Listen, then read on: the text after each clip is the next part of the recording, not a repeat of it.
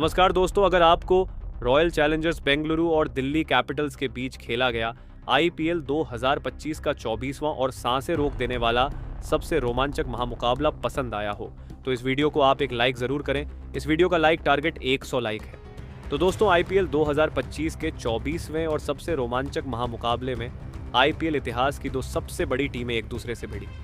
इस बार रजत पाटीदार की royal Challengers Bengaluru के सामने अक्षर पटेल की दिल्ली कैपिटल्स की टीम खड़ी थी। इस रोंगटे खड़े कर देने वाले महामुकाबले में दिल्ली के कप्तान अक्षर पटेल ने टॉस जीता और पहले गेंदबाजी का फैसला लिया और बेंगलुरु की टीम को पहले बल्लेबाजी के लिए आमंत्रित किया। उसके बाद रनों की बारिश करने के इरादे से बेंगलुरु के दो दिग्गज ओपनर बल्लेबाज मैदान में उतरे फिलिप सॉल्ट और विश्व के सबसे महान बल्लेबाज यानी विराट कोहली के कंधों पर इस महामुकाबले में अपनी टीम को एक विस्फोटक ओपनिंग शुरुआत दिलाने की बहुत ही बड़ी जिम्मेदारी थी और बेंगलुरु की इस ओपनिंग जोड़ी ने मैदान में उतरते ही हाहाकार मचा दिया। खास करके फिलिप सॉल्ट ने इस मुकाबले में दिल्ली के गेंदबाजी पर ऐसा धावा बोल दिया जिसने सभी को हैरान कर दिया। पारी के तीसरे ओवर में तो गेंदबाजी पर आए दिल्ली के सबसे खतरनाक गेंदबाज मिचेल स्टार्क को फिलिप सॉल्ट ने एक ही ओवर में 3 चौके और 2 गजब के छक्के लगा दिए थे। मिचेल स्टार्क अपनी इस ओवर में 30 रन दे बैठे थे। फिलिप सॉल्ट ने शुरुआत से ही दिल्ली के कप्तान अक्षर पटेल को परेशानी में डाल दिया था।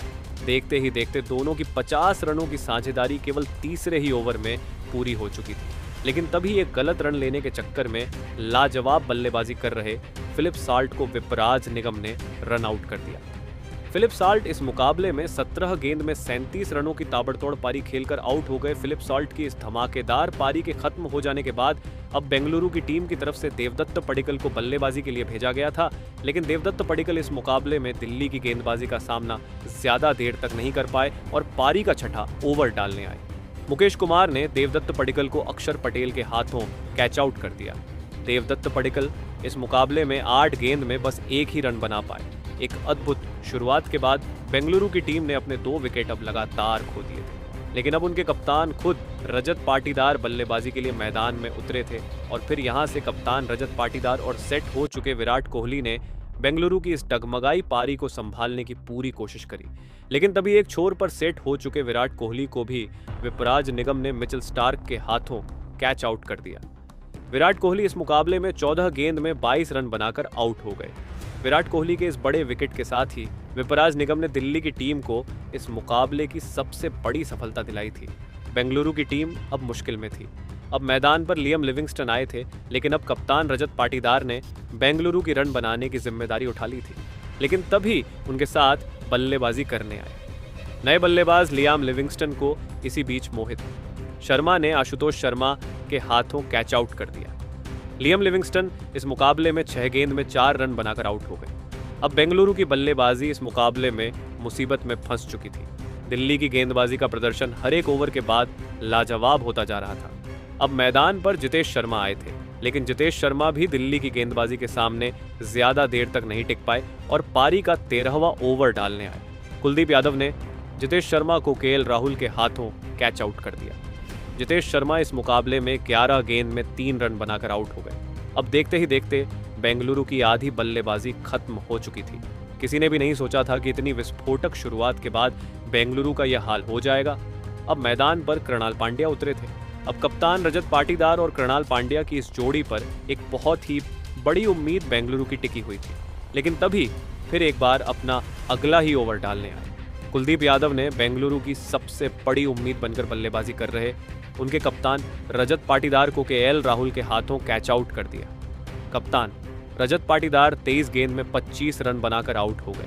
बेंगलुरु के विकेट गिरने का सिलसिला रुकने का नाम ही नहीं ले रहा था। कुलदीप यादव ने अपनी गजब की गेंदबाजी से इस मुकाबले में 2 बहुत ही बड़ी विकेट्स अब निकाल लिए थे। अब बल्लेबाजी के लिए टीम डेविड मैदान में उतरे थे, लेकिन तभी उनके साथ बल्लेबाजी कर रहे कृणाल पांड्या को भी विपराज निगम ने आशुतोष शर्मा के हाथों कैच आउट कर दिया। कृणाल पांड्या इस मुकाबले में 18 गेंद में 18 रन बनाकर आउट हो गए। दिल्ली की खतरनाक गेंदबाजी के सामने बेंगलुरु का कोई भी बल्लेबाज मैदान में टिक ही नहीं पा रहा था, लेकिन अब टीम डेविड का साथ देने भुवनेश्वर कुमार मैदान में उतरे थे। अब टीम डेविड के ऊपर ही सभी की नजरें टिकी हुई थी, क्योंकि टीम डेविड ही बेंगलुरु की टीम को एक बड़े लक्ष्य तक पहुंचा सकते थे।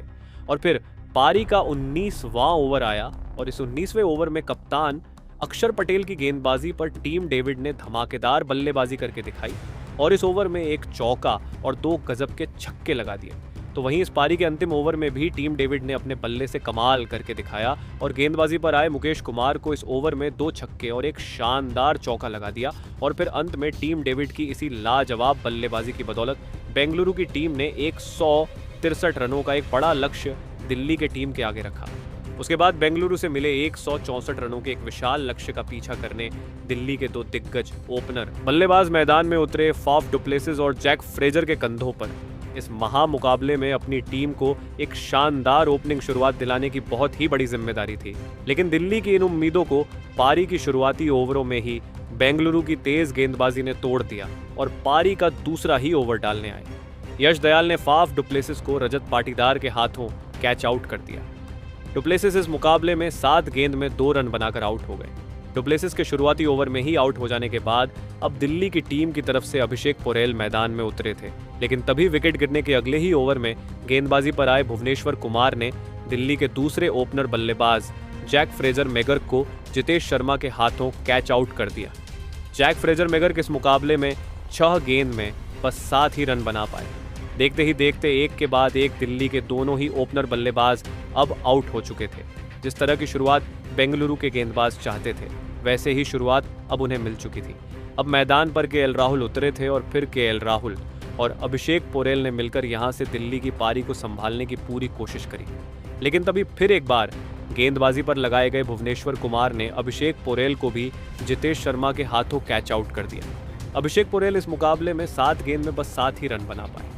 भुवनेश्वर कुमार की इस गजब की गेंदबाजी ने दिल्ली की बल्लेबाजी को अब इस मुकाबले में मुश्किल में डाल दिया था। दबाव पूरी तरह दिल्ली की टीम पर अब दिखने लगा था। अब मैदान पर दिल्ली के कप्तान खुद अक्षर पटेल आए थे और फिर यहां से कप्तान अक्षर पटेल और सेट हो चुके केएल राहुल ने मिलकर दिल्ली की इस लड़खड़ाई पारी को संभाल लिया और एक महत्वपूर्ण साझेदारी बनाना शुरू कर दिया। लेकिन बेंगलुरु की गेंदबाजी के सामने रन बनाना इतना भी आसान नहीं था।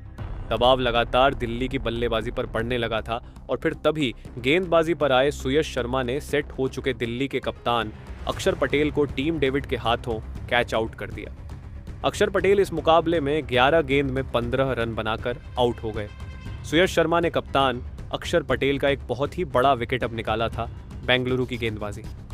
इस मुकाबले में गजब के फॉर्म में नजर आ रही थी। अब मैदान पर ट्रिस्टन स्टब आए थे और फिर ट्रिस्टन स्टब और सेट हो चुके केएल राहुल ने मिलकर यहां से एक महत्वपूर्ण साझेदारी अपनी टीम के लिए बनाना शुरू कर दिया। बेंगलुरु की इस खतरनाक गेंदबाजी के सामने केएल राहुल दिल्ली की टीम के लिए लाजवाब बल्लेबाजी कर रहे थे। केएल राहुल अपने अनुभव का पूरी तरह इस्तेमाल करते हुए बेंगलुरु की इस गेंदबाजी के ऊपर लगातार चौके छक्के बरसा रहे थे। तो वहीं अब उन्हें नए बल्लेबाज ट्रिस्टन स्टब्स का भी साथ मिलने लगा था।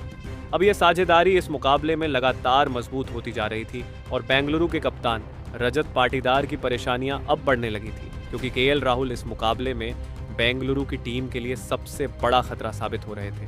और फिर इसी बीच केएल राहुल ने अपना इस मुकाबले का धमाकेदार अर्धशतक पूरा कर लिया। केएल राहुल की इस पारी ने दिल्ली के बल्लेबाजी को जीवित कर दिया था। तो वही पारी का 15वां ओवर डालने आए जोश हजलवुड के इस ओवर में तो केएल राहुल ने अपना असली रंग दिखाया और इस ओवर में जोश हजलवुड जैसे खतरनाक गेंदबाज को भी केएल राहुल ने एक छक्का और 3 गजब के चौके लगा दिए। तो वहीं इस ओवर में केएल राहुल और ट्रिस्टन स्टब की अर्धशतकीय साझेदारी भी पूरी हो गई। इस साझेदारी ने और केएल राहुल की इस अद्भुत बल्लेबाजी ने इस मुकाबले का रंग रूप ही बदल दिया था। अब मुकाबला आखिरी 4 ओवरों में पहुंच चुका था, जहां पर दिल्ली की टीम को जीत के लिए 30 रनों की जरूरत थी। अब इस पारी का 17वां ओवर भुवनेश्वर कुमार डालने आए, लेकिन भुवनेश्वर कुमार के इस ओवर में ट्रिस्टन स्टब ने अपने हाथ खोले और इस ओवर में भुवनेश्वर कुमार को ट्रिस्टन स्टब ने 2 शानदार चौके लगा दिए और इस ओवर से 12 रन दिल्ली की टीम को मिल गए, जिस वजह से अंतिम 3 ओवरों में दिल्ली की टीम को जीत के लिए 18 रनों की जरूरत थी।